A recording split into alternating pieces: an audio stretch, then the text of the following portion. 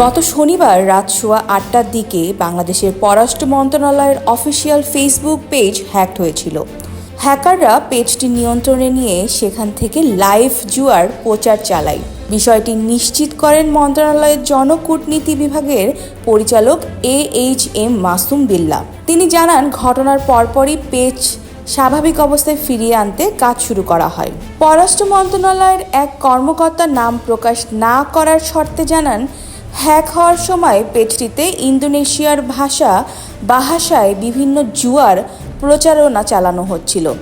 এতে ধারণা করা হয় হ্যাকাররা ইন্দোনেশিয়ার নাগরিক কিংবা তারা নিজেদের পরিচয় আড়াল করতে ইচ্ছাকৃতভাবে ভাষা ব্যবহার করেছে। রাত 8:30টার দিকে হ্যাক হওয়া পেজটি সাময়িকভাবে বন্ধ করে দেওয়া হয়, যাতে আরও কোনো ক্ষতি না হয়।